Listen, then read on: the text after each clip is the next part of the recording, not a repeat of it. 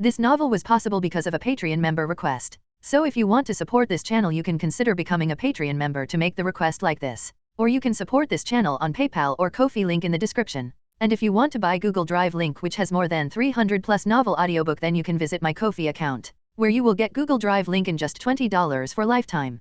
And if you want to support the author, credit link will be in video description.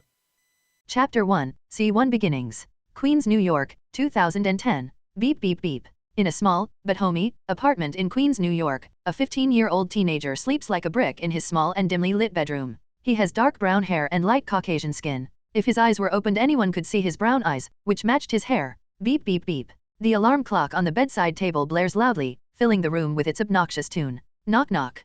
Peter. Knocking is heard as a female voice yells from outside the bedroom door. Peter, it's time for school. Unluckily, none of this woke the sleeping boy. Soon enough the door opened and in came a beautiful woman dressed in nurse scrubs. She looked to be in her mid to low 30s. Her hair, eyes, and skin tone were similar to the sleeping boy's. Possibly his mother or another relative.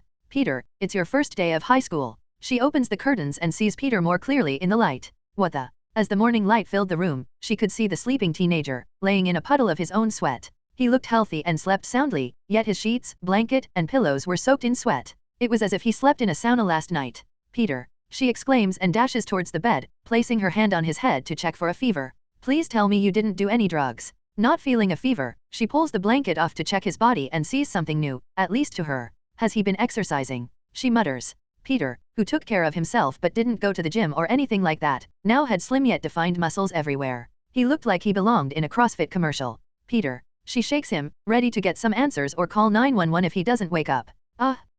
Peter mutters as he opens his eyes. Blinded by the morning sun coming through the window, he covers his eyes and sits up. Who's Peter? Where am I? What time is it? Peter Benjamin Parker? What drugs did you take? She exclaims. After hearing that he didn't know his own name, her imagination got the best of her as the worst possibilities played out in her mind. Did I take anything? The boy himself was wondering the same, as he didn't know where he was, nor did he feel the usual aches in his leg like always. As his eyes got used to the light of the room, he looked up and saw a beautiful woman he had a sort of crush on. Insert picture of MCU Aunt May here. Aunt May. He mutters as he starts to think he may be high on something. What are you doing here? He was a big fan of Spider-Man and loved the MCU's version of Aunt May. She was the epitome of a MILF, and he respected that over the granny in the Tobey Maguire Spider-Man movies. I live here, Peter. May says as she looks at him like he was an idiot. Why yeah. Peter says as he looks around the room. Can you give me a minute? No, it's your first day of high school today, but based on whatever this is May points to the sweat-soaked bed. Maybe it's best to call in sick and schedule a doctor's appointment. She asks with a contemplative look. Not sure what's going on, Peter decides to just play along until he can have some alone time to think. Don't you have work? He asks, trying to find an excuse to be alone. Yes, I do, but if you're sick I can call in and the hospital would understand, hopefully. She says with a skeptical look. No, go to work. They need you there more than me. I'll go to school. Peter says reassuringly. I just need a good shower and I'll be fine. I think I had food poisoning last night, but it's gone now. Oh no, do you think it was the Chinese we ordered? She asks worriedly. Probably not, or you would have been sick as well. Peter says, surprised by his acting skills at this point. True, I wonder what you ate. If I didn't know you better, I'd say you overdosed on drugs or something. She says as she gives him one last look before heading towards the door. Get your butt in the shower and be quick about it. You have to leave in an hour and I have to go even sooner. Yes ma'am. Peter calls out as she leaves the room. And put your sheets in the wash. May calls out on her way to the kitchen. Ignoring her words, Peter, or the person that is now Peter, quickly finds the bathroom and locks himself inside. Turning on the lights, he's shocked to see a Tom Holland lookalike staring back at him through the mirror. Insert picture of Tom Holland here. A/N. P.S. He's 6 feet tall in this story. What the hell is going on? He muttered, not wanting to arouse suspicion from Aunt May. Waving to himself in the mirror and doing other weird movements to be sure this wasn't fake, the now named Peter Benjamin Parker was shocked beyond belief. Yesterday he was a poor orphan teenager with a dead right leg. His leg was crushed in a car accident that killed his parents, rendering his favored leg useless. Before today, he had to limp and hobble with a cane wherever he went. Not only that, but the pain and aches that came along with his new disability were horrible. Though, now all of that is gone. No limping or pain anywhere. His leg, if you can even call it his, is in better than perfect shape. In fact, his entire body is in perfect shape. After admiring his body and basking in the feeling of painlessness, John, or maybe it's Peter now, started wondering how this happened. Am I dreaming? He thought as he pinched himself as any other would do in this situation. Ouch. Okay, I'm not dreaming. After his body starts to calm down a bit, Peter noticed how thirsty he was. It felt like his mouth was made out of sandpaper, or he slept in the middle of a hot desert with his mouth wide open. This is probably because of the sweat from earlier. he thought as he turned on the sink and started drinking from his hands. After a minute of drinking, a knock is heard at the door. Knock knock. I don't hear the shower running. Are you okay, Peter? Aunt May asks worriedly. Yeah, I'm fine. I was just brushing my teeth, Peter says as he opens the cabinet and grabs what he believes to be his toothbrush. Suddenly, as he takes the toothbrush, the nearby glass cup, presumably used for gargling, gets knocked over and falls out of the cabinet. Out of nowhere, Peter feels this odd tingling feeling and with one swift movement, he grabbed the cup before it could hit the sink and shatter. Alright, but be quick alright? If you want to eat breakfast before leaving, then put some pep in your step, May says as she returns to the kitchen. Looking down at the cup in his hand, Peter came to a startling yet exciting conclusion. Am I Spider-Man? He mutters as he tries to set the cup down but can't. It's stuck to his hand somehow. Weird sense thing. Sticky hands. Peter Parker, Aunt May, Tom Holland. Everything just made so much sense at that moment. He somehow became Peter Parker, but he doesn't know how. The last thing he could remember as John was, oh, yeah, Peter mutters in a sad realization. In his past life, he remembers taking a bunch of his pain medication and falling asleep. I killed myself, huh? He thought as he sadly stared at himself in the mirror. Ever since he was in the accident and lost his use of his leg and his family, John, now named Peter, became depressed. He couldn't do anything without the pain of his leg reminding him of his dead parents, nor could he deal with the bullying his impairment brought him at school. Bullies love to pick on the odd one of the bunch and his bum leg certainly made him stand out. Not to mention the fact that his parents' savings were running low, and he couldn't hold a job and attend school with his leg problems. He could barely afford the medications. Sadly, he took his own life in the most painless form possible. Overdose on painkillers. It was easy as he didn't even need to search for his executioner. He already had that in a bottle and delivered to him whenever he ran out. Truthfully, he regretted it a few minutes after taking the handful of pills. His life wasn't all bad. He had hobbies and friends that were always there for him, but unluckily he was already getting drowsy by that point. He fell asleep trying to make himself throw up, but it was already too late. He died shortly after passing out. His heart stopped beating and the rest of his body followed suit. Though, I don't think I regret it anymore, Peter muttered as he stared at himself in the mirror. A/N, give me some feedback in the comments. It's 1560 words. Don't forget my stones. Chapter 2, C2 First Day of School. As of this chapter, the Patreon is 5 chapters ahead at chapter 7. I'll be writing 2 more chapters today. Get on. Though, I don't think I regret it anymore, Peter thought as he stared at himself in the mirror. Looking down at the cup attached to his hand, Peter tries to control his spider powers and once again sets the cup down in the sink. Still, he couldn't get the cup out of his hand, but after a few more tries it came loose and sat in the middle of the sink.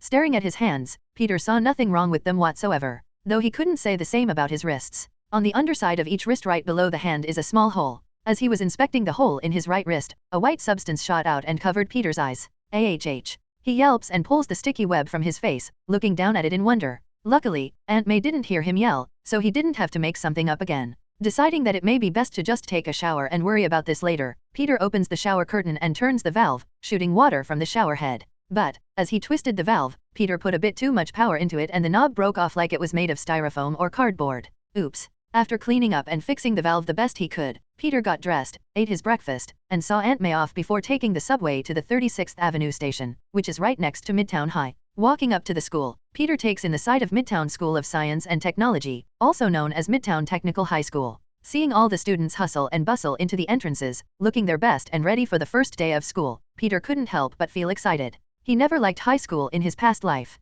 Even before his parents died and the bullying started, school life was never a fun or exciting thing for him, yet this time around Peter is ready to seize the day and enjoy himself to the fullest. Peter decided on the train that he wouldn't waste this second chance. No other person that commits suicide gets these kinds of perks, at least he doesn't think they do, so Peter would live his new life however he pleases and make the best of every situation. Walking inside, Peter went straight to the main office and asked for his schedule. He couldn't find it before he left but knew it wasn't a big deal. The staff in the office only had to look up his name and print his schedule. It took less than a minute. They also gave Peter his locker number and combination. Thankfully, the old Peter was a prepared person and already packed a backpack for him to take, which he appreciated. After a quick trip to his locker to drop off some books, Peter heads down the hall looking for his first class of the day. On his way down the hall, a slick-haired teenager with an evil grin pops out from behind a locker and tries to purposefully bump into Peter, who was looking at his schedule. Flash Thompson. Insert picture of MCU Flash here. What's up, Penis Parker? The slick-haired teen greets loudly just as he was about to bump into Peter, drawing everyone's attention.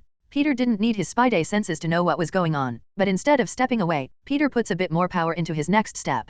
Bang! Urga! Flash gets sent tumbling backward and grunts in pain as he hits the floor. Oh, hey Flash! Peter looks up from his schedule for a moment before swiftly walking past the fallen bully, acting like nothing happened. What the F*** just happened? Flash muttered as he grabs his shoulder in pain. Everyone who saw it, thanks to Flash's loud greeting, was rather amused. Most of the first years knew Flash and Peter, who has always been Flash's punching bag, so seeing the little guy win for once was certainly surprising and refreshing. They just wondered if it would last and what Flash would do to get back at him later on. To these teenagers, this is the peak entertainment. Of course, Peter didn't plan on being a punching bag anymore. He didn't care for being popular, partying, or anything like that. The one thing that he'll put his foot down on is being bullied, especially by such a **TTY version of Flash Thompson. Back to Peter, he found his class and took a seat near the window. No one else has arrived yet, so he simply waits patiently for class to start. Up until now, everything has led Peter to believe that he's in the MCU. His apartment, Aunt May, his appearance, Flash's appearance, and even the school is an exact replica.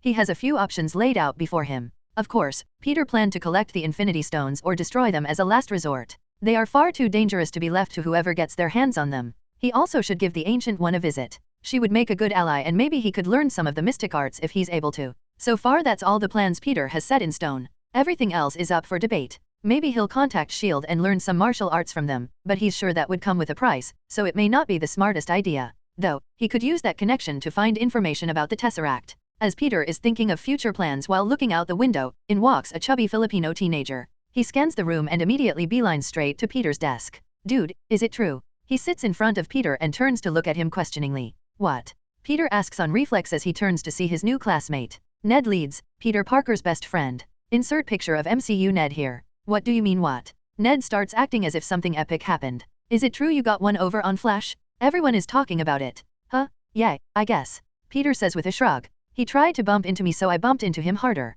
Hearing these words out of his best friend's mouth, Ned's eyes go wide as his mouth hangs open. Close your mouth. Bugs will fly in. Peter says jokingly. Dude, Flash has been tormenting us since middle school started. I'm just amazed that we finally got one over him. Ned acts like Peter climbed the highest mountain and carried him the whole way. Relax, Ned. Peter tries to calm him down. We only bumped into each other and he's most likely going to do something about it. You're right. Ned finally understood the problem they have. Though it's not really a problem for Peter, he won't say that. Peter actually felt pretty comfortable with Ned. He reminds him of the few close friends he had in his past life. Before they could speak more about it, the class began to fill rapidly and the teacher arrived as well. Unsurprisingly, Ned, Flash, Liz Allen, and Michelle Jones are all in Peter's homeroom class. Elizabeth Liz Allen, née Toombs, is the daughter of Adrian Toombs and Doris Toombs. Her father is the future alien weapons trafficker, Vulture. Insert picture of MCU Liz here. Though, Peter doesn't have to worry about that until after the Chitauri invasion concludes. Liz was also Peter's crush in the first Spider-Man movie, but based on the look Ned gave him when she walked in, she was his crush here too. Well, not anymore. He's sure she's a nice girl but Peter has his sights set on another target so to speak. Speaking of, Peter turns his head to see Michelle Jones, otherwise known as MJ. She looks exactly like the actress that plays her in the movies, Zendaya. Insert picture of MJ/Zendaya here. Just like the granny version of Aunt May, Peter didn't like the MJ in the Tobey Maguire Spider-Man movies, but this one is a million times better. Which is why he planned to ask her out on a date. Though not today. Peter has so much to do today. The second school ends, he plans to go to a secluded area and test out his new powers. Though he would have to be careful with surveillance cameras. That's how Tony Stark found his identity in the movies. Of course, that's not the only reason he's stalling to ask MJ out on a date. In both lives, Peter has never had a girlfriend. Let alone been on a date before. He was always too nervous and when he started getting the courage to do it in his past life, the accident happened and ruined everything. Also, Peter is currently broke and needs money for the date, which should be easily acquired with his newfound powers. He could simply ask Aunt May for cash but they don't seem like the wealthiest family. That's another plan to add to the top of the list. Find a way to steal some money unnoticed. Maybe pickpocket people in Manhattan? That would be the simplest and fastest way to get money. Or he could sneak into a bank and steal a few bands. Though that would be a bit too risky compared to pickpocketing. He only needs pocket money anyway. At least for now. I/N, 1590 words. How's it going? Good? Don't forget my stones. Chapter 3, C3 Testing Powers. As of this chapter, the Patreon is 4 chapters ahead at chapter 7. I'll be writing 2 more chapters today. Get on. As Peter went from class to class, he was met by the constant glare of Flash, who was thinking of any way possible to get back at him. Flash, at least in the MCU, didn't seem to physically bully Peter. He focused more on making fun of him with different types of verbal and psychological attacks. Though sometimes he'll get physical in minor ways like what happened this morning. While Peter was eating lunch with Ned, he saw Flash eating at the popular kids' table and laughing while pointing at him every once in a while, most likely making fun of Peter. If he wasn't a victim of far more drastic and physical bullying in his past life, Peter would probably be negatively affected by this, but compared to that, this type of bullying was nothing. Though that doesn't mean he would let it go unpunished. Peter would have to do that in a more sneaky fashion. He doesn't want to be expelled from school for beating Flash black and blue. He can do similar things to what happened this morning, or some pranks that don't implicate him. Peter will have to plan something out to humiliate Flash another day. Maybe after that he would learn some humility. Speaking of doing similar things like this morning, as Peter was putting away his lunch tray, Flash stuck his leg out and tried to trip him as he walked by. Easily catching this with his enhanced senses, Peter pretended to be oblivious and stomped on Flash's foot as he passed by. Arg! Flash grunted in pain and pulled his foot back instantly. Peter acted as if he didn't see a thing and kept walking, putting his tray away and returning to Ned, who watched the whole thing with a face full of awe and wonder. Dude, that was so cool. Ned said excitedly in a hushed voice as he stole glances at Flash, who is nursing his aching foot. What happened to you, Peter? Nothing much. Peter says with a shrug. I just decided that I wouldn't let Flash push me around this year. I want to enjoy my time without having to look over my shoulder or worry about what others say about me. Hearing Peter's little speech, Ned nodded along with him and became excited by every word. Yeah, I won't let him bully me either. Ned says in determination. Good for you, Ned. Peter pats him on the shoulder. Don't worry, I got your back. As the school day came to an end, Ned wanted to hang out after school, but Peter gave him a random excuse and dipped. Using his phone, Peter looks for abandoned buildings and tries his best to find the perfect training location. It took about an hour to find the best place, as Peter had to quadruple check that there were no cameras in the area. He doesn't mind Tony Stark knowing his true identity, but Peter would rather S.H.I.E.L.D. and by extension Hydra stay in the dark. Maybe someday he would grandly announce his identity like Tony Stark, but that would have to wait until he had more money, resources, and the power to protect himself and those around him. Due to the cameras everywhere in New York, Peter had to use the basement of an abandoned warehouse. Thankfully, it was spacious and wasn't falling apart, like many of the other abandoned buildings he saw before this. As soon as he was done scouting out the area, Peter sent a text to Aunt May, explaining that he would be home late, and started testing out his powers. Spider-Man is said to have multiple powers. Superhuman strength, superhuman speed, superhuman reflexes, superhuman durability, healing factor, spider sense alert, heightened senses, wall crawling, web shooters, organic. Starting with superhuman strength, Peter found many large heavy metal I-beams, which were usually used in construction, and tried lifting them. He lifted one and was surprised by how light it felt. It was as though the beam was one of those styrofoam movie props, disguised as the real thing. After a quick Google search, Peter found that an I-beam of this size weighs 520 pounds, so 1/4 of a ton. Seeing as the first I-beam was easy, Peter made himself a makeshift extreme bench press with web and some I-beams. Webbing 2 I-beams together, Peter lay underneath and tried lifting them as if he were at the gym. Once again he found it pretty easy to lift, so Peter kept adding weight until he began to struggle. After many add-ons, Peter found that he could lift 40 I-beams at once, which totaled a little over 10 tons. Anything over that would cause Peter to strain a muscle and hurt himself. He could be able to up that 10-ton limit by doing some extreme weight lifting, but that would have to wait until he tested his other powers. Next, Peter moved on to testing his superhuman speed, running circles around the warehouse basement. Before starting he found an app that shows how fast you run, but sadly that app couldn't register his speed. Most likely thinking he's in a car or something. Thankfully, there were a few apps that tell you how fast you bike, which had a much higher threshold and was able to track his speed, which was higher than he thought possible at around 100 miles per hour, which is a little over 4 times faster than Usain Bolt. Reflexes, heightened senses, and spider senses were harder to test but still possible. Peter took softball-sized rocks and hung them on webs from the ceiling, pushing each rock, causing them to swing erratically and create an odd death trap of swinging rocks in the center of the warehouse basement. After his booby trap was finished, Peter stepped in with his eyes closed and trusted his senses. The tingling feeling returned and Peter trusted it, dodging up, down, right, left, forward, and back. His enhanced senses and reflexes combined with his spider sense made him look like a skilled dancer as he smoothly weaved in and around the death trap. Next, Peter stood completely still in the center of the swinging rocks, allowing them to crash into different parts of his body. This is testing his superhuman durability and healing factor, which was something he dreaded but sadly it had to be done. After being hit by a few dozen ham-fist-size rocks, they lost their momentum and hung limply from the ceiling. Stepping out of the hanging rocks section of the warehouse, Peter saw that he barely had a mark on his body, and any mark he had already started fading away. Though he couldn't say the same about his clothes, which were now ripped in certain areas. Damn, what should I tell Aunt May? Peter muttered as he thought it would have been smarter to take off his clothes beforehand. Maybe I'll pickpocket some rich guy on the way home and buy some new clothes. He could sneak in through his bedroom window and change clothes, but who knows how many cameras are outside his apartment building.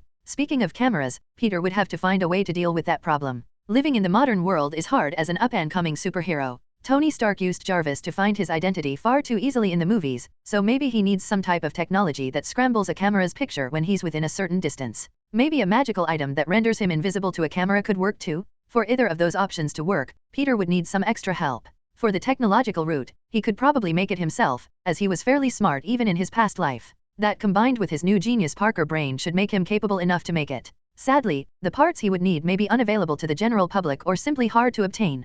Peter would have to get some help, and Tony Stark would probably be that person. Making it with Tony Stark's help would also speed up his work time and enhance the end product by a lot. Not to mention the fact that Peter needs a Spider-Man suit, which could be made a lot quicker with Tony's help. Though Peter's unsure if he should meet Tony this early on. It may be better to wait until he returns from captivity as a more responsible man. The magical route would be impossible as he has no idea how that would even work, which means he would have to ask the Ancient One for help. He already planned to visit her anyway, so this may be the best bet. Finally, moving on to the last two powers on the list, Peter shot webs from his wrists and started crawling and walking on the walls and ceiling. He didn't have room to test web swinging, but that can be done outside when the camera scrambler is acquired. With every one of his powers tested, Peter checked his phone and saw 10 texts and 2 missed calls from his Aunt May, mostly concerning when he would be home and why he isn't answering her. Checking the time, Peter saw that it was almost 10 p.m., which isn't that bad, but the old Peter probably didn't stay out very late. Sigh, I don't think I have time to buy new clothes. A/N, 1585 words. Don't forget my stones. Chapter 4, C4 Ancient One. As of this chapter, the Patreon is 3 chapters ahead at chapter 7. I'll be writing 2 more chapters today. Get on. On his way home, Peter managed to pickpocket a few men in nice suits. He didn't want to rob poor people as they have no money and he would feel bad, so he kept his targets to the wealthier-looking men. Women usually kept their money in purses, which would be harder and more noticeable when stolen, so he stayed away from them as well. Thanks to his enhanced senses and reflexes, Peter didn't bother taking their wallets and simply emptied them before placing them back in his rich victims' pockets. He would brush shoulders with someone, snatch their wallet, pocket the cash, and slip the wallet back to them. When he arrived back at his apartment, Aunt May was in the living room watching Korean dramas with her phone nearby. As soon as she saw him walk in, she muted the TV and looked at him expectantly. Okay, what's going on? She asks from her seat on the couch. What do you mean? Peter asks, hoping to avoid whatever is going on. You have this weird sickness this morning, then you stay out longer than you ever have before? Not to mention the rips in your shirt and jeans. Something is up. Now spill. Aunt May looks him up and down. Making a split-second decision, Peter comes up with a good excuse. I got an off-the-books job to pay for a date, but I haven't asked the girl out yet. May looks into Peter's eyes, searching for any deception. That's it. Yeah, this morning was just food poisoning though. Peter adds with a shrug. What about your clothes? She says, gesturing to Peter's ripped outfit. I was working on a construction site. Peter explains easily. So that's why you're more muscular now. May mutters as she stands and walks up to Peter before wrapping him in her arms. Please don't hide things from me. I thought you were in trouble or doing drugs. If you needed money, you could always ask me. You don't have to get a dangerous construction job. I'm sorry, May. Peter said as he hugged her back. Don't worry, today was my last day of work. I've saved up enough money to last a while. He felt bad for Aunt May. She technically lost her nephew, or son since she raised him, and now someone else has taken his place. At this moment, Peter swore to himself that he would take care of May as thanks to the old Peter. As they separated, Aunt May looked at him with an inquisitive smirk. So, who's the lucky girl? She asks like a paparazzi ready to get her scoop. I'll bring her over sooner or later. You'll find out then.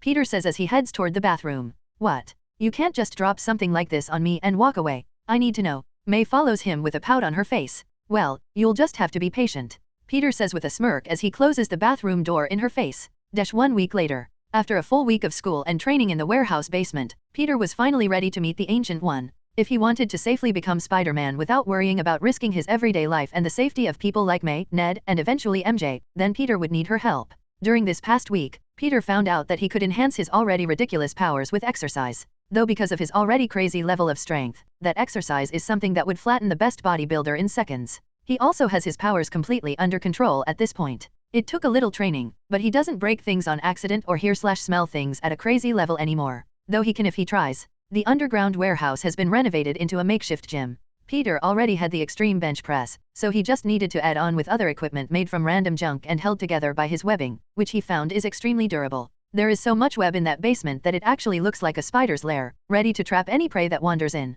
Other than that, Peter has used his stolen money to update his wardrobe a bit. He didn't mind the old Peter's style, but he wanted to bring a bit of his old self into this new life of his, which pretty much consisted of hoodies, joggers, jeans, white shirts, and a pair of white Nike Air Maxes. Ned was surprised by his change in clothes, while May gave a few good comments about how he looked recently. The only problem Peter has had this week, if you can even call him that, was Flash, who kept trying to mess with him and failed horribly. On Wednesday, he tried to pick on Ned, since he couldn't do anything to Peter, but Ned wasn't having it. He followed in Peter's footsteps and ignored Flash completely, and since Ned is almost always with Peter at school, any minor physical bullying was thwarted by Peter at every turn. Sadly, Peter has been too busy to put together a prank on Flash, but it would come soon enough. After school was out on Friday, Peter said goodbye to Ned and took the subway to the New York Sanctum. The Sanctum Sanctorum is located on 177A Bleecker Street in Greenwich Village, New York City. Standing outside the big double doors, Peter nervously knocked. He would be meeting the strongest person on Earth, the Sorcerer Supreme, otherwise known as the Ancient One.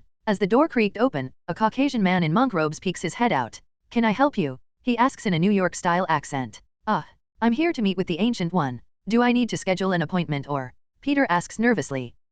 The man says as he looks at Peter weirdly. "Please come inside. I'll contact the Ancient One for you." As the man opens the door, Peter walks in and admired the architecture of the big open entrance hall. "Thank you. Should I just wait here?" Peter asks as the monk rushes off, leaving him standing there. "All right, I'll just stay here." Feeling curious as he waits, Peter walked around the entrance area, looking for anything interesting or possibly magical. Sadly, they don't seem to leave anything like that just laying around, which makes sense. After waiting a few minutes, the monk came running back out of breath. "The Ancient One will see you now." He pants for breath as he motions for Peter to follow him. Taking a stance and making a circular motion with his hand, a golden spark appears in the air and forms a large circle. In the center of the circle appears an entirely different location. "Wow, is that a portal?" Peter exclaims as he walks up to it and puts his hand in and out. He has seen this in the movies, but it's a different experience in real life. "I hope I'm able to learn the mystic arts. Follow me," the monk says as he steps into the portal. Following him through, Peter teleported all the way across the world to Kathmandu, Nepal in Kamar Taj. He didn't know that for sure, but the room he appeared in looked very similar to the one Doctor Strange first met the Ancient One in all her baldness. There were tables set up around the room and a couple masters dressed in robes sat and drank tea. The Ancient One was nowhere to be found, so Peter turned around to ask the monk that guided him, but he was already gone. Hello." Peter turns back to one of the serious-looking monks. "Is the Ancient One on her way?" Sadly, he doesn't get an answer, so Peter concluded that they may not speak English. After waiting an awkward couple of minutes, someone else finally arrived. "Thank you for keeping my guest company, Masters Simone and Chow. You may return to your duties." The Ancient One rounds a corner and enters the room. Insert picture of her grand baldness here. "Yes, ma'am. No problem, Master Ancient One." Both of the masters say as they bow and leave the room. They spoke English that entire time. Peter asks rhetorically with a confused look. Turning to the Ancient One, Peter gives her a small bow. "Hello, do you play jokes like this on all of your visitors?" "Yes, especially the interesting ones," she says as she takes a seat at a table and grabs a waiting tea kettle. "Would you like some tea?" Sure thanks." As Peter sits across from the Ancient One, she waves her hand, conjuring a tea set for them to use. Cool. A/N, 1485 words. Don't forget my stones. Chapter 5, C5 Advantageous Deal. As of this chapter, the Patreon is 2 chapters ahead at chapter 7. I'll be writing 2 more chapters today. Get on. "Mr. Parker, it seems we have much to speak about," the Ancient One says as she pours Peter and herself a cup of tea. "You can call me Peter," he says as he puts 2 cubes of sugar and a splash of milk in his cup.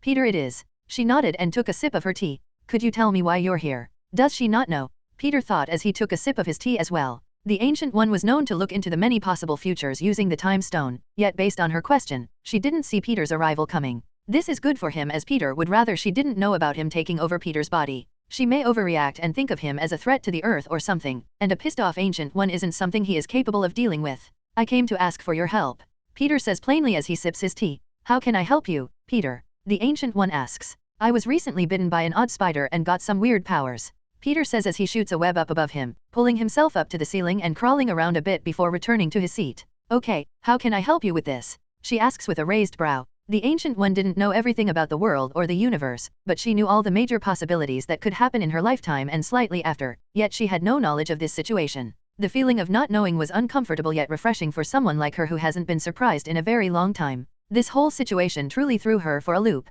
"I plan to use my powers to help people, but I've noticed how many cameras are in New York. If I dress up in a disguise and run around the city as a sort of vigilante, it would only be a matter of time before a security camera caught me either unmasked or returning home," Peter explains. "I see, and you think I can help with this?" the Ancient One says as she crosses her legs. "Well, you are the strongest person on Earth. It was either you or Tony Stark and he doesn't seem very reliable," Peter says with a shrug. "Okay, I can help with this, but I want you to tell me how you knew to come here. You could say that I'm a very informed person, yet I didn't expect your arrival." The Ancient One agreed but gave Peter a stipulation. "I'm sorry but I can't tell you that. If I were to give an answer, it would be a lie and I wouldn't be surprised if you could somehow tell if I lie." Peter refuses respectfully. It seems we've arrived at an impasse." The Ancient One smiles as she sips her tea. She is enjoying this. There has to be something else I can do for you in exchange. Peter asks as he places his empty teacup down. Perhaps. The Ancient One says as she stands from her seat. Follow along. As they leave the room, the Ancient One leads Peter to a crowded courtyard. Many people dressed in monk robes seemed to be trying and failing to open a portal, like the one he came through earlier.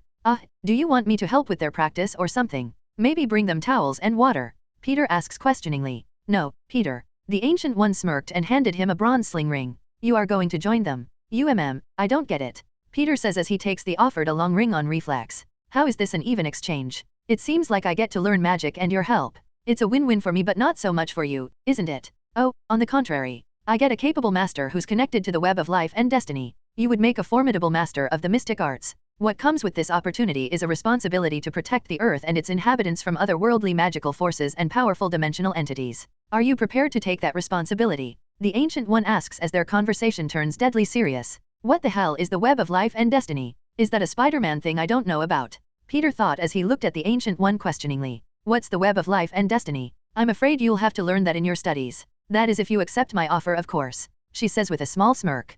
Peter didn't know much about Marvel, as he mostly watched the movies, but he could tell that this web thing has to be related to Spider-Man in some way, which means it's connected to him. Fine, I'm willing to help when I'm needed, but if other masters can deal with the problem I'd rather not be bothered. Peter agrees with a small stipulation. That sounds agreeable. The Ancient One says and holds out her hand. Do we have an accord? Peter was about to shake her hand, but he pulled back last minute as a moment of greed took over. Can I sneak in a magically enchanted spider-style suit for my hero gig? Nothing crazy. Maybe make it extremely durable so I don't have to fix or replace it. You can add the anti-camera thing to it as well. Peter says as he hesitates to shake her outstretched hand. Sure, I would be honored to make Spider-Man's first superhero suit. She agrees easily and Peter immediately takes her hand. Spider-Man. I like that. Peter pretends not to know his own future. Having the Ancient One create the suit would save Peter days of sewing and stitching it together himself. The best part about this is the fact that she's seen the future and already knows what it's supposed to look like. Not to mention the cool enchantments that she would add to it. Peter couldn't wait to see what she does. After coming to an agreement, Peter joined his fellow students in sling ring practice without much direction from the Ancient One. In fact, she left him there to learn on his own. Copying the stance and motions of those around him and picturing the top of Mount Everest, Peter slips his new sling ring on and tries his best. On his first try, a golden spark appeared and drew half a circle before fizzling out and disappearing. He may have failed, but the feeling of using magic for the first time was euphoric. Peter was worried that he wouldn't be capable of learning the mystic arts or that the Ancient One wouldn't allow it, but here he is about to open a magical portal.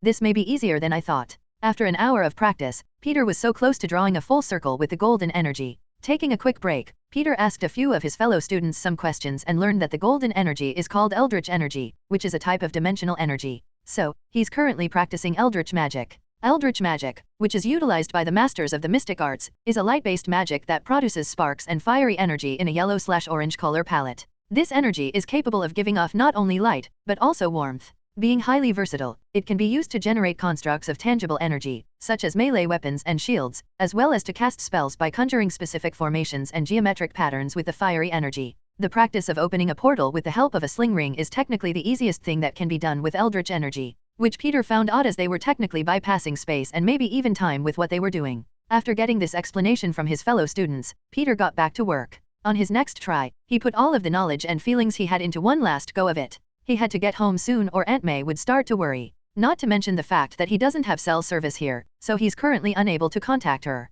With his mind set on his destination, Peter took the stance and slowly waved his hand in a circle. Golden eldritch energy sparked to life and steadily formed a full circle in front of him. As the two ends of the circle connected, the center warped into the image of a snowy mountain peak. Ha ha ha ha. Laughing like a madman, Peter jumped through the portal and admired the view. I did it. A/N, 1486 words. Don't forget my stones. Chapter 6, C6 Spider Suit. As of this chapter, the Patreon is 3 chapters ahead at chapter 9. I'll be writing 2 more chapters today. Get on. A/N, I forgot to mention the update schedule. 1 chapter will be uploaded every day at 12 p.m. Est. Edit, can any late readers let me know if this story updated in your library? Like, did it show a new chapter was out? Mine didn't, and I want to know if it's a me problem or a web novel problem. As Peter was basking in his success on a cold mountain peak, he heard someone clear their throat behind him. Ahem. Turning around, Peter sees the Ancient One smiling at him from the other side of the portal. Congratulations, Peter. Though we should close the portal. Your fellow students are a bit more susceptible to the cold than you are.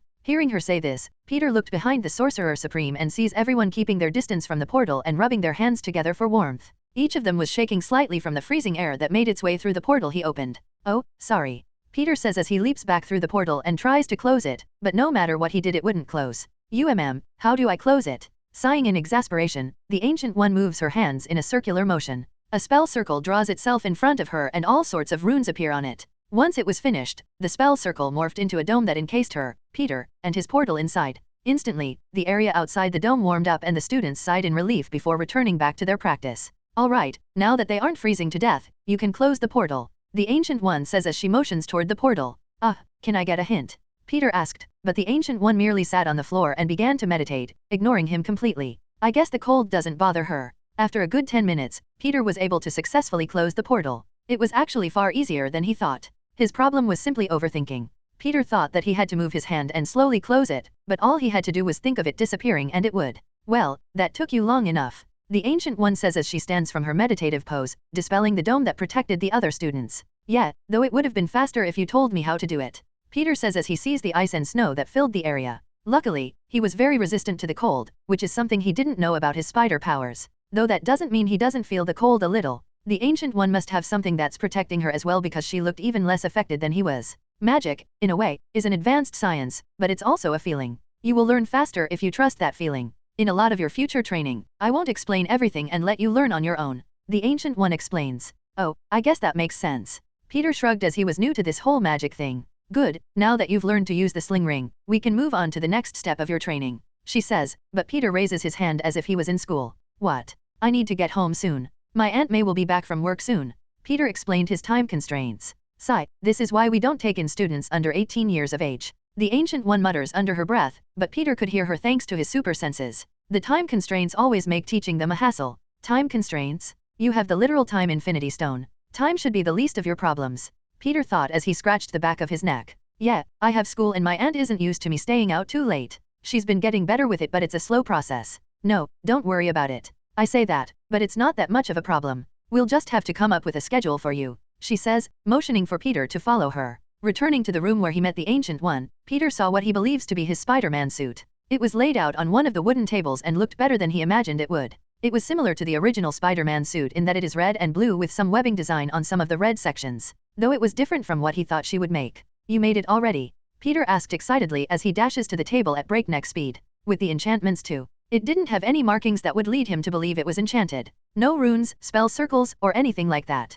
"Yes, something like this is easy. It took me 5 minutes to make." The Ancient One brags a bit as she enjoys Peter's reaction to her work. "Wow, you're amazing. I knew it was better to come here rather than Stark." Peter praises her work as he reaches out to touch the suit. As soon as his hand touched the suit, gold spell circles along with runes covered every inch of the suit. After a moment, the suit was sucked up into Peter's hand and disappeared.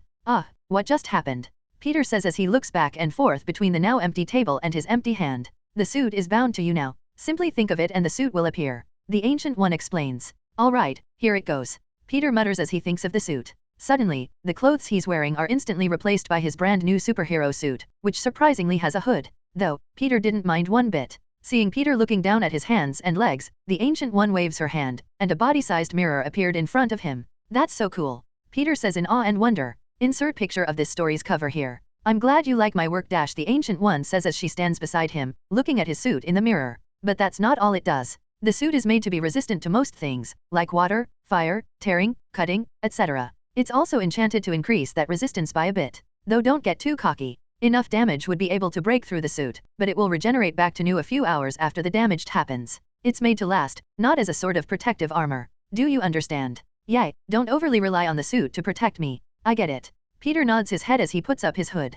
Damn, the hood was a nice touch. Yes, I thought you'd like it. The Ancient One smiles as she watches him make random poses in the mirror. Now on to what you originally asked for. Suddenly, the Ancient One takes a smartphone out of her robe, which surprises Peter to no extent. "You have a smartphone?" he asks with the shock clear in his voice. "Yeah, did you think I would be some old-fashioned monk that knows nothing of the modern age?" she asks in a challenging tone. "I mean, truthfully, yeah. Can I have your phone number?" Peter asks and the Ancient One shakes her head as she takes a picture of Peter with her phone. "Look at this." She turns the phone to Peter, showing him a picture of the room without him in it at all. The suit is invisible to all cameras, but you can turn that off and on at will. Think of turning it off. Peter does as she says and feels a slight vibration run through the suit. As the vibration disappears, the Ancient One takes another picture and shows it to him. This time he was completely visible. If you look in the bottom right corner of your right eye, you will see a small camera icon with an on and off icon next to it. The off part of it should be highlighted right now. That's to prevent any confusion. She explains and Peter sees exactly what she said. Wow, you really thought of everything. Peter praises her as he turns it back on and sees the icon highlight the on part now. When I make a deal, I intend to fulfill it to the utmost extent. The last thing to test is taking the suit off. Just think of the suit disappearing and it will. She explains and Peter does as she says. Instantly, the Spider-Man suit is replaced by the clothes he was wearing earlier. The suit was nowhere to be seen. You've certainly outdone yourself. Peter says as he turns to the Ancient One and bows to her. Thank you. He knew that she was as old as dirt and bowing seemed like the best way to show his thanks. The other monks did it earlier when he met her, so he's just following their lead. You're very welcome, Peter, she says with a smile as she checks the time. I'm afraid I have duties to return to, so why don't you head home and return tomorrow morning? It's the weekend so you shouldn't have school, right? Yeah, sounds good. Peter instantly agrees as the Ancient One turns to leave. Wait, how do I leave here? Without saying a word, the Ancient One holds up her hand, showing Peter her sling ring as she turns the corner leaving Peter alone in the room. Oh, yeah, I forgot about that. Peter mutters as he looks down at his new sling ring. I/N, 1600 word. Don't forget my stones. Or I'll kill Aunt May just like she died in the newest Spider-Man movie. Ha ha ha ha ha ha ha ha ha ha. Chapter 7, C7 debut. As of this chapter, the Patreon is 4 chapters ahead at chapter 11. I'll be writing 2 more chapters today. Get on. I/N, I accidentally deleted a lot of the paragraph comments in the last chapter when I edited it. Oops lol. Won't be doing that again. Checking the time on his phone, Peter saw that it was 4:47 p.m. which means Aunt May is still working at the hospital. Knowing he won't get caught, Peter used his new sling ring and opened a portal to his bedroom. Stepping inside, Peter drops his school bag as the portal closes behind him. Knowing Aunt May wouldn't be home yet, Peter went to the kitchen and started cooking dinner. He would be sneaking out for his first night as Spider-Man tonight, so he decided to spend some time with May before heading out. After making some chicken parmesan, Aunt May arrived home and kicked off her shoes with a tired look. Ugh, I can't wait to do nothing for the whole night, she exclaims as she slams the door behind her. Sniff sniff Peter, are you cooking? Rushing to the kitchen, May saw Peter plating the chicken with a big bowl full of salad next to him. What's going on Peter? She asks, eyeing the food suspiciously. I got home a bit earlier than you so I thought I should cook. Peter shrugged as he put the filled plates on the dining table. Peter doesn't know this, but the old Peter has tried to cook for May a few times in the past. During the first incident, he started a small grease fire that could have burned the apartment down if she wasn't there to put it out. On the last try, he went through many kitchen safety videos on YouTube but ended up giving himself and his Aunt May food poisoning. It's safe to say that seeing Peter cooking in the kitchen is a bit traumatizing for May. She didn't trust the food and she certainly doesn't trust that he won't burn the place down. Speaking of, after getting over her shock, May walked over to check the oven, stovetop, toaster, microwave, and even the coffee machine to make sure that Peter didn't leave anything running. May, come eat, Peter said as he grabbed the salad and some utensils before heading back to the table. Peter, May says nervously as she takes a seat in front of her plate. Peter was sitting across from her, ready to dig in. Are you sure you should be cooking? She was trying to be nice, but she wasn't ready for another bout of food poisoning. She had to take a few days off work the last time, which wouldn't have been bad if she wasn't in the bathroom for most of that time. What's going on? Is there something I don't know? Peter thought as he finally noticed May's odd behavior. He really hated that he didn't get the old Peter's memories. Peter has had a few moments like this, where the people around him know something that he doesn't. Luckily, he's been able to get past those situations without arousing any suspicion. Why? Peter asked. Let's not play dumb, Peter. Your track record in the kitchen isn't very stellar, to say the least. May says as she looks down at her food cautiously. Oh, I get it now. The old Peter was a *T cook. Finally understanding what's going on, Peter knows how to handle the situation. I promise that nothing is wrong with it this time. I followed a recipe and everything. I swear. After his promise was made, Aunt May hesitated for a moment before sighing and reluctantly cutting a piece of her chicken. She stared at the food on her fork for a good minute before trying it. As soon as she started to chew, May's face morphed from nervous horror to shocked bliss. Wow, it's actually good, May says after swallowing her first bite. Of course, it's good. I've been cooking my own meals since my parents died in my last life, Peter thought as he smiled at May's praise. Thanks, I gave it my all. After dinner, Peter watched some Korean dramas with May until she was ready for bed. Once she was in bed and he was sure she was asleep, Peter went to his room and locked the door. With a single thought, his clothes were replaced with his Spider-Man suit. Peter made sure the suit was in anti-camera mode before opening his window and jumping out. He hasn't had the chance to test his web swinging, so now's the time. Shooting a web at the nearest building, Peter grabs hold of it and swings down the street. Repeating this over and over, Peter was like Tarzan swinging through the jungle. The feeling of swinging between buildings around New York City was the most freeing and exciting thing that Peter has ever felt. When he would come across an obstacle, Peter would run along rooftops or the sides of building with his wall-crawling abilities. Whoa! Peter yelled excitedly as he did a backflip midair in the center of Times Square before shooting another web and swinging away. He noticed how easy it was to get around the city compared to other forms of travel. Landing on a high rooftop, Peter Googles how long NYC is and found that it was 35 miles long from northeast to southwest. After some quick math, Peter found that at his speed he would be able to cover that ground in 21 minutes. That may be long in an emergency, but it's very unlikely that Peter would ever have to cover even half of that distance to get to a crime. Speaking of crime, Peter realized that he hasn't seen any since he jumped out of his window. I should have gotten a police scanner, he mutters under his breath.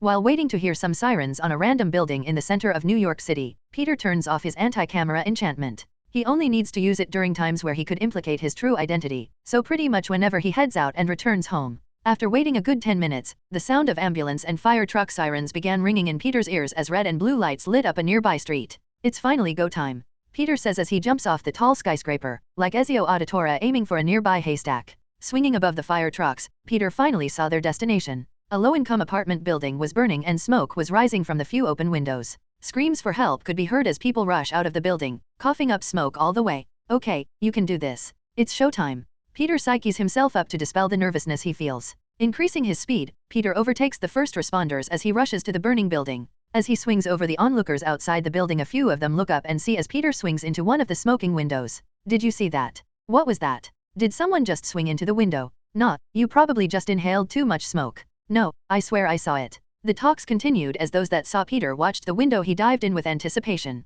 Inside the building, Peter could barely see due to the smoke, so he began to call out for anyone left behind in the building. Pacing the halls, Peter called out at the top of his lungs for anyone to answer him. Thankfully, the suit seemed to be smoke-proof as Peter didn't seem to be affected by the fume-filled building. He didn't even feel hot in the slightest. Soon enough, someone finally called back to him. Help! My babies! Help! In here! Help! A woman's voice called out. Locking on to her location with his enhanced hearing, Peter moves at breakneck speed. Arriving in front of an apartment door, Peter saw that it was blocked by a big burning beam that fell through the ceiling. Hang on, I'm coming to get you. Peter yells as he lifted the burning beam and shoved it aside. You can open the door now. Peter calls but doesn't get an answer this time. Since he didn't get an answer, Peter broke the door down and saw a mother and her 2 children passed out next to an open window. The place was burning and filled with smoke like the rest of the building. Acting quickly, Peter puts the mother over his shoulder and grabs the children under each arm before jumping out of the window. He runs down the side of the building and places the family of 3 gently on the ground. Firemen that have just arrived were clearing the scene and hooking hoses to nearby fire hydrants.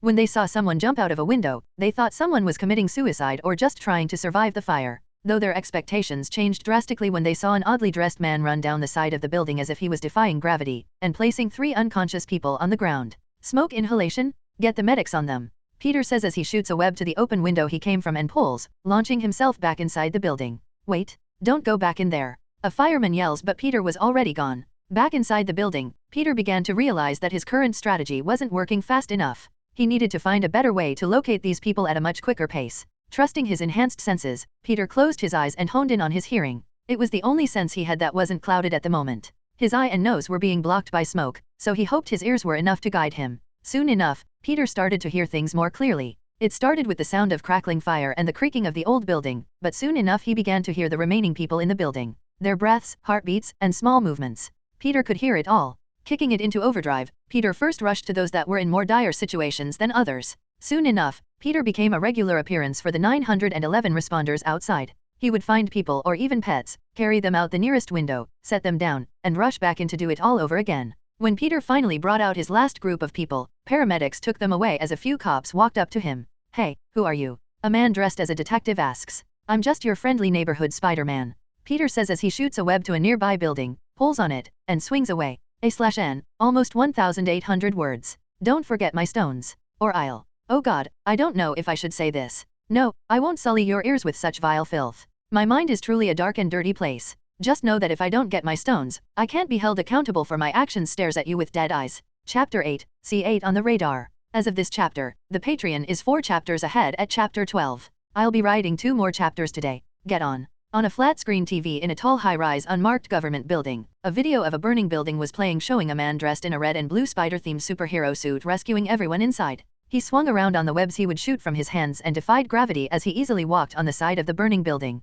A bald African-American man stood in front of the TV, studying the spider hero. He wore an eye patch and a black leather trench coat. Insert picture of MCU Nick Fury here. Hill, what do we know about this one? He asks over his shoulder. Standing behind him is a woman holding a very advanced-looking data pad that seemed to be controlling the picture on the TV. Insert picture of MCU Maria Hill here. Tapping the iPad-looking device a few times, the picture changed to what looked like a news camera's perspective. The video played as the spider-styled man leaped out of a burning window and landed on the ground, safely dropping off some unconscious victims of the fire. Hey, who are you? Someone off-camera yells. I'm just your friendly neighborhood Spider-Man. The self-proclaimed Spider-Man says as he shoots a web and disappears from the camera's view. He calls himself Spider-Man. She says as security footage from all over NYC along with cell phone videos begin to play on the TV. We've searched security footage and videos uploaded to social media. None were of any help in finding his identity or any possible home address. Is he a threat? The bald man asks as he reviews the videos. Not likely. He seemed to spend the night swinging around New York and helping anyone that needed it. From the fire we just saw, to small things like breaking up minor street fights. There are even a few videos of him bringing food to some homeless people. Have we collected any of his web? He asks with a scoff. Yes, and it's been tested. She says and shows a picture of the collected webbing on the TV. The lab says that it's organic, but we were unable to extract any DNA from it. All right, keep looking into this. I have a meeting with the World Security Council to get to the one-eyed man says as he makes his way to the door, and adds Spider-Man's name to the Avengers Initiative. Yes, sir. The morning after his debut as Spider-Man, Peter woke up around 8 a.m. and made his way to the living room. I'm just your friendly neighborhood Spider-Man. On the living room TV, Peter could see a group of newscasters reacting to his big name drop. There you have it. New York seems to have its own superpowered hero. No one knows his identity, but whoever he is, Spider-Man has our thanks. Good morning, May. Peter says as he sits on the sofa next to his aunt, who was watching TV with a mug of coffee in her hands. Morning, did you see this? May says as she points to the TV, where another video of Spider-Man saving people was being played. Nope, what is it? Peter asked and May begins explaining every good deed he did last night. While they're talking, the news plays a clip that Peter expected to see sooner or later, though he hoped it would be later. It seems that not everyone sees our new spider hero in the same light. J. Jonah Jameson has this to say. A news anchor said as they transitioned to a clip. Spider-Man is suspicious if you ask me. In the clip, Peter could see a bald-mustached man in a blue suit yelling about his Spider-Man conspiracy theories. Behind him was a logo that read thedailybugle.net. Insert picture of MCU J. Jonah Jameson here. And how do we know that he didn't start that fire? A man was sent to the hospital. Probably some masked psychopath. Spider-Man is a menace. The clip showed a small compilation of J. Jonah's thoughts on Spider-Man. God, I hate that man. May mutters as she muted the TV. Sadly, a lot of dumb people follow him. It can't be that bad, right? Spider-Man seems to be helping people. They should understand. Peter says as he gets up to scour the kitchen for food. The majority of people who are sensible will understand, but the vocal minority that are fans of that bald mustache-twirling clown will turn every good thing Spider-Man does into some conspiracy. May says in annoyance as she joins Peter in the kitchen. Trust me, I've seen him do it to other people before. Celebrities, politicians, it doesn't matter. Jonah will make the nicest deeds seem like horrible cover UPS. After hearing Aunt May's words, Peter thought that maybe he should combat the bad propaganda that Jonah spreads with his own. Of course, what he does won't be propaganda as he wouldn't be misleading people. The question is how can he do that? While thinking about this, Peter ate his breakfast with May and left the apartment with the excuse of visiting Ned. Arriving at the New York sanctum, Peter portaled over to Kamar Taj and met with the Ancient One. The first thing he did upon arrival was ask for the Wi-Fi password, which he received without a problem. He needed the Wi-Fi so he could message May and Ned on WhatsApp since he has no signal here. Today, Peter was expecting to learn more magic, but sadly, the Ancient One took him to the library and left him there after stacking a bunch of books for him to read. Sigh, let's get to work. A few weeks later. During these past weeks, Peter has stuck to a steady schedule. On weekdays, he would go to school and hang out with Ned while attending classes. Thanks to his Parker brain, Peter has been easily acing all of his classes. Everything was simple and he didn't even have to study for tests. He doesn't even have to do his homework outside of school. Peter would just finish it throughout the school day. After school ended, Peter would try to hang out with Ned for a bit. Then he would either go straight to Kamar Taj or to his underground warehouse lair. At the lair, Peter would do a combination of exercises to up his already crazy strength, speed, etc. During his time in Kamar Taj, Peter would be stuck in the library memorizing different dead languages and other material for a few hours before returning home to Aunt May. Once May would head off to bed, Peter would sneak out to do his spiderly duties. Of course, he learned his lesson from the first night as Spider-Man. Peter bought a Bluetooth earpiece that he upgraded and modified to seamlessly fit under the mask of his suit. With the earpiece connected to his phone, Peter could use an app to listen in on police dispatch. Now he knows exactly where to go when he was needed, which has made his nights much more hectic. Though most nights are filled with normal low-level crime, Peter has responded to a good amount of robberies and even a couple of gang-related shootings throughout the few weeks he's been active as Spider-Man.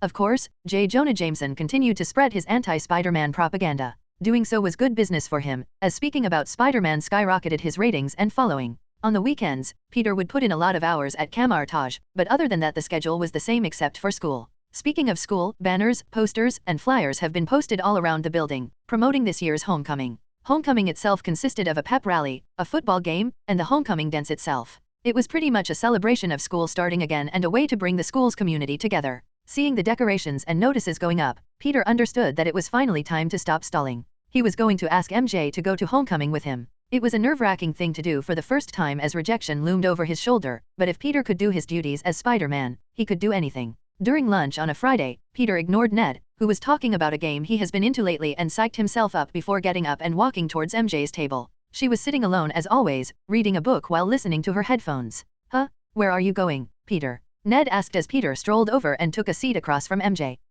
Hey, Peter says as he waves his hand to get her attention. Pulling out her earbuds, MJ peeks at him over her open book before putting it aside. Peter, right? What's up? She asks, not expecting anyone to talk to her. MJ had a difficult home life as she and her mother haven't heard from her father for a while. Although he just up and disappeared one day, based on the movies her father would return in a few years. Because of this, MJ developed a sarcastic and guarded demeanor as she grew, preferring to read her books, and often had difficulty when trying to establish friendships. In school, MJ is the sarcastic loner that mocks her fellow students from the sidelines whenever they do or say something dumb. Not knowing how to open up to people and scaring everyone away with her tough sarcastic persona, MJ has spent the majority of her school life alone. Of course, that doesn't mean she isn't lonely. She's human and everyone wants people they can talk to and rely on. Sadly, she's just not good with people and hasn't had the chance to connect with anyone. Yeah, Peter Parker. You're Michelle, right? Peter asks in return even though he already knew. Just call me MJ, she says. Okay, MJ it is. Peter says before confidently doing what he came here to do. Do you want to go to homecoming with me, MJ? A/N, 1720 words. Don't forget my stones, and I'll do nice things this time. Rainbows, butterflies, ponies. All of that good stuff. Smiley face, staring into the smiling face, you feel something isn't right. Chapter 9, C9 suspended. As of this chapter, the Patreon is 5 chapters ahead at chapter 14. I'll be writing 2 more chapters today. Get on. Do you want to go to homecoming with me, MJ? Peter asks confidently as all of his earlier nervousness melted away. Looking back at his earlier nervousness, Peter thought that he was an idiot. This was easy and it didn't matter if he got rejected. He's Spider-Man for crying out loud. Huh. MJ froze as she stared at Peter in shock. I'm sorry, can you repeat that? I'm asking you to homecoming. Peter says plainly. Like as friends. MJ adds at the end. No, as a date. Peter clarifies. Staring at Peter in disbelief, MJ doesn't know what to say or do. She's never been in this situation before. While this is happening, 2 people were eavesdropping on the conversation. Ned, who was seated at a nearby table, and Flash, who was walking by and slowed down to snoop on Peter. Holy sh*T, that's hilarious. Flash exclaims, drawing everyone's attention as he laughs openly. Puny Peter just asked the loner to homecoming. Flash finally found his shot to make fun of Peter, as his friends and a few others laughed at his words. Sadly, this moment would be short-lived, as the school's queen of comebacks was involved this time. Dispelling her earlier nervousness, MJ turned to Flash and ripped into him. Being AD*CK won't make yours any bigger, Flash. MJ says with sarcasm dripping from her voice. This got a laugh from some students as well, especially the girls in the room. F***CK off, Watson. Flash says with a goading smirk. Don't call me that. MJ's demeanor changed instantly as she glares at Flash. MJ's full name is Michelle Jones Watson, but she hates her last name as it reminds her of her absent father. Flash knows this as he was told all about MJ's father by a girl that MJ tried to open up to during the last school year. Seeing as that girl wasn't a trustworthy person, the fallout between them only magnified MJ's already guarded demeanor. What's the matter, Watson? You can dish it but you can't take it? Maybe we should call your daddy to come pick you up? Oh, wait. I forgot. Flash pushes all of MJ's buttons. Don't you say another word. MJ looked beyond pissed off. That's right, we wouldn't be able to find him, would we? Flash says with an evil smirk. It's been too long since he had a win like this. For a whole month, Peter has outdone him in class and easily overturned any of his schemes. Today he finally has a win, but he may have taken it a bit too far. Because by this point, the cafeteria was quietly watching. No one laughed or gossiped. It was deathly silent. Looking at MJ's frustrated face, Peter could see that she was actually close to crying. He knew from the movies that her father's absence affected her, but he didn't know it was to this extent. I'm getting suspended. Peter says low enough for only MJ to hear him. What? This distracts her from the frustration and anger she felt as she looks at Peter questioningly. I said I wouldn't do this, but I guess some things are inevitable. Peter thought as he stood from his seat and walked toward Flash. What's up, P***SSY Parker? Upset for your girlfriend? Flash says condescendingly. Yeah, a little bit. Peter nods as he winds back his fist and punches Flash upside the nose. Crack. The hit landed cleanly as Flash never expected Peter to hit him. Of course, Peter held back as he didn't want to one-punch man the guy. Even though he held back, that didn't mean Peter went easy on him. A sickening crack was heard as the bone in his nose broke and Flash was sent tumbling backward onto the floor. What the? Ned exclaims as he watches everything unfold in shock. The rest of the cafeteria was as shocked as Ned, as they were either watching in surprise or gossiping about what just happened. Looking down at Flash, who was laying on his side while cradling his face, Peter walked up to Ned and grabbed his backpack. Dude, that was... Ned says but ends up lost for words. Yay, text you later. Peter says and Ned nods, knowing he's most likely getting suspended. There are cameras all over the school and the lunch ladies had to have seen what happened. Before leaving the cafeteria, Peter walked up to MJ one last time. Give me your phone. Peter says and she hands it over robotically, still in shock from what just happened. Peter quickly puts his contact info in her phone and texts himself so he has her number as well. He feels his phone vibrate in his pocket, confirming that the text went through. Okay, I'll text you later. Peter says as he hands her back the phone and walks out of the cafeteria. Going straight to the school's main office, Peter takes a seat outside and starts reading a book on Python, which is a high-level coding language. Peter has been buying books like this recently and was amazed by how easy it was for him to understand everything. It was like he had a fog blocking his mind in his last life and now it's cleared completely. Peter was a straight-A student in his last life too, which just goes to show how amazing his new Parker brain is. While he was waiting for the principal to find out what happened, lone footsteps could be heard coming down the hall from the cafeteria. Looking up, Peter could see MJ walking toward him. What are you doing here? Peter asks as he closes his book. I kicked Flash in the ribs after you left. MJ says as she takes a seat next to him and pulls out a book of her own. I see. Peter says with a smile and he and MJ start reading their respective books in silence. Both of them were a bit socially awkward and didn't know what to say, especially after what just happened. Though after a few minutes of silence, MJ was the first to speak up. Yes, she says without any other context. Yes, what?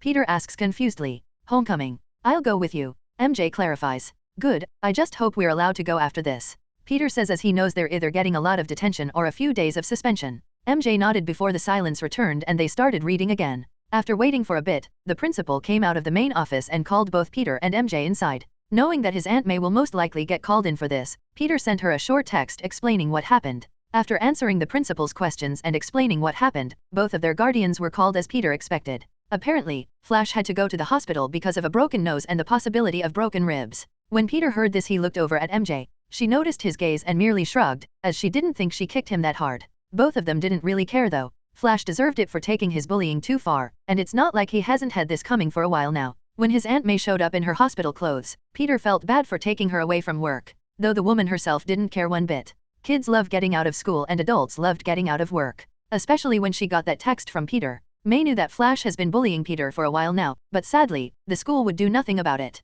So when she got a text from Peter saying he punched the little B** starred, she didn't mind one bit. Though when she read further and saw that he did it for the girl he likes, May nodded with a smile on her face. Leave it to Peter to punch his longtime bully for a girl and not because he's been bullied for 4 years, she thought. Is that her? May asks as she walks to the main office and sees Peter and MJ sitting outside. MJ heard what she asked and looked at Peter with a raised eyebrow. Yes, now stop whatever this is. Peter says as he knows what she's doing. Hello, I'm Peter's Aunt May. May introduces herself to MJ as she ignores Peter completely. Please tell me Peter asked you out. Yeah, he did. MJ answers as she looks between Peter and his aunt questioningly. Is this revenge for not telling you who the girl was?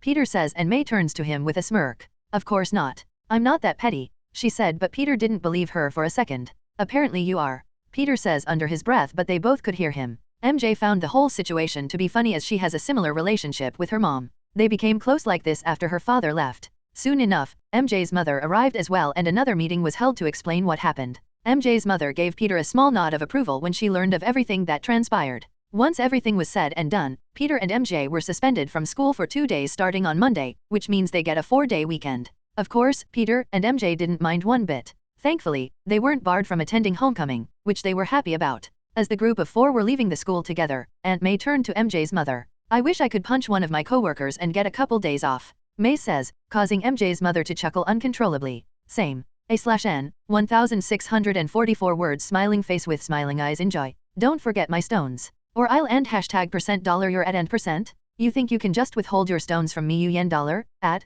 %#euro. Chapter 10, C10 Canon on the horizon. As of this chapter, the Patreon is 6 chapters ahead at chapter 16. I'll be writing 2 more chapters today. Get on. In the blazing desert of Afghanistan, a convoy of US military Hummers moved leisurely like a snake through the sand. Some Humvees were fitted with miniguns, which were manned by soldiers who stood through a sort of sunroof of the vehicle. Inside a gunless Humvee in the center of the pack was a group of soldiers, but one person stood out among the rest. He wore an expensive black designer suit and sunglasses that looked to be Ray-Bans. Insert picture of MCU Tony Stark here. I feel like you're driving me to a court-martial. This is crazy. What did I do? I feel like you're going to pull over and snuff me. What? You're not allowed to talk.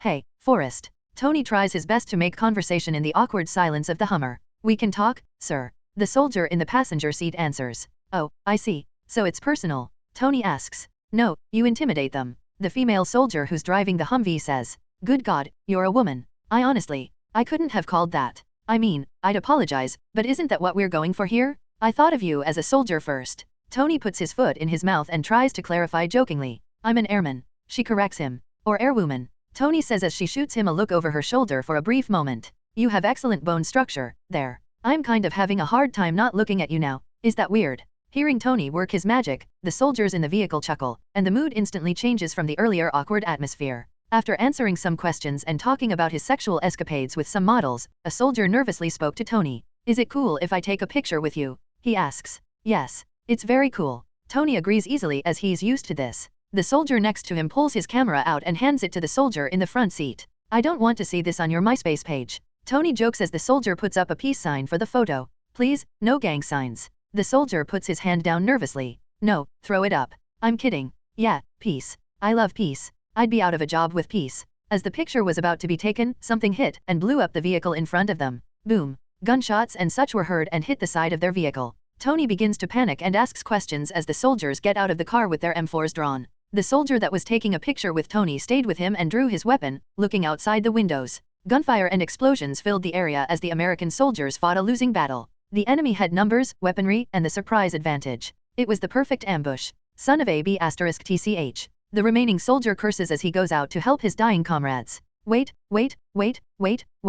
Give me a gun. Tony pleads. Stay here. The soldier orders as he turned back around and was gunned down, bullet holes piercing the vehicle. Tony's hearing and senses were dulled a bit as he got himself out of the vehicle, stumbling a bit in the chaos. He got some of his hearing back and ran, diving behind some rocks for cover. He pulled out his phone to call for help when a bomb landed next to him. He looked over to see it have Stark Industries printed on it. He tried to get up and get away but didn't make it in time. Boom. The bomb exploded and made him fly through the air. Tony hit the ground hard, dulling his senses again as his ears rang. He felt a pain in his chest and pulled his shirt off as blood started to pool onto the desert floor. Tony Stark is missing and thought to be either dead or kidnapped. On his recent trip to Afghanistan, the genius playboy hosted a demonstration of the new Stark Industries Jericho missile which was designed for the United States Air Force. During Peter's 4-day weekend, news dropped that Tony Stark was missing. Stark Industries stock dipped sharply as shareholders sold in a panic. Peter knew all of this would happen, but sadly he's too poor to take advantage of his knowledge. He had pocket money from his pickpocketing, but it wasn't enough to buy large amounts of Stark stock. At most he would just buy now and sell when it's high again, but he wouldn't make much. Also, if Peter deposited his illegally gained money, which he didn't pay taxes for, into a bank and used it to buy stock, that's just asking for the IRS to show up. Though Peter has a few ideas on how to make money, his legal ideas will take some time. If he wants to stop stealing and use his intellect to make money by starting a company, for example, Peter would have to come up with a product, figure out production and distribution, hire employees, market it, and a lot more. Not to mention the money it takes to do all of that. Truthfully, all of that sounds like a giant hassle to Peter. He would rather use one of the much easier and less time-consuming ways to fill his bank account. Though that doesn't mean he won't hone his intellect and skills to create new technologies. Whether they be used for his life as Peter or Spider-Man, his creations won't be released to the general public. Maybe he would sell some harmless tech to Stark Industries, but that would have to wait until Tony is back. He doesn't trust Stan one bit. How long was Tony kidnapped again? Peter thought as he tried remembering the first Iron Man movie. I think it was a few months. While Peter was thinking deeply about the future and his plans, May watched his reaction to the news. May knew that Peter, in a small way, idolized Tony Stark, even though she didn't like the man very much. She thought the news may be hard on him. Seeing his contemplative look, May mistook it for concern and felt bad for Peter. Don't worry, Peter. May says as she puts a comforting hand on his shoulder. If he's alive the military will bring him back. He's too important not to. 1 week later. Seeing the Stark stock fall, Peter thought it was finally time to start his money-making plan. After reading multiple books on coding, game design, and other tech-related subjects, Peter started his work on making the best mobile pay-to-win game he could. Checking the mobile game market, Peter found that a lot of the games from his old life either don't exist or haven't been made yet. Knowing what was good from his past life, Peter started designing a game he knew would be popular. Candy Crush. The game had a large fan base of over 250 million and generated $1.19 billion in 2020. Luckily, the game just so happened to not exist in this world. What's good about mobile games is that Peter doesn't have to worry about selling copies of his games in physical stores. He only had to make it and get it approved to go up on the different mobile phone market apps. Let's not forget the many microtransactions, which will rake in the money. Before starting, Peter bought a better computer with his stolen money. He would need a good PC that runs fast so that the development moves quickly and all his work is done super efficiently. He was still a beginner at game development and soon found that he needed to know more than he initially thought. First, he wasn't the greatest artist and found that he needed to make all of the visuals himself. He had to download a 3D modeling program and bought a clunky art tablet. Second, Peter had to make his own sound effects and music. He had to buy an electric keyboard and download an audio production program to make the music. As for the sound effects, some were taken from open source websites he found, while others were recorded by Peter himself and edited to perfection. Thankfully, Peter didn't need any voiceovers for the game. Otherwise, he would have had to hire some people to record lines for him. Other than that, the rest of the game design was fairly simple for Peter. The only times he had trouble was when he needed to do the art or sound, but he soon became adept in those areas as well. Only a week passed since Peter began creating his first game, and based on his calculations, it would take another month at least to get it ready for testing. It could be finished sooner if Peter didn't have such a packed schedule. While working on his game, Peter's phone vibrated and lit up with a new text popping up. "MJ, hey, what you doin'?" Taking his phone, Peter unlocks it and types back. "Peter on my PC. What's up?" He decided to keep the game a secret from everyone except Ned, who would never forgive him if he wasn't involved. Ned came over to hang out, give ideas, and help with small things whenever he could. His best friend was far more excited about the game than Peter was. He wanted to surprise everyone else with a finished game. He would invite everyone over and have them play his game when it passed the testing phase. "MJ, are you getting a tuxedo for homecoming?" "Peter, I haven't decided yet." "What are you wearing?" "MJ." Seeing her reply, Peter confusedly reread his last text and immediately understood. "Peter, not like that." "Peter, what are you wearing to homecoming?" "MJ, I knew that already, smiling face with horns." "MJ, I don't know either, neutral face." "Peter, want to go shopping together tomorrow? We only have a week left." She didn't respond for a minute, but Peter saw that she read his message. "MJ, sure. A/N, 1700 words. Don't forget my stones. Or I won't upload a chapter tomorrow, ha ha ha ha ha. That's right, I have the power here."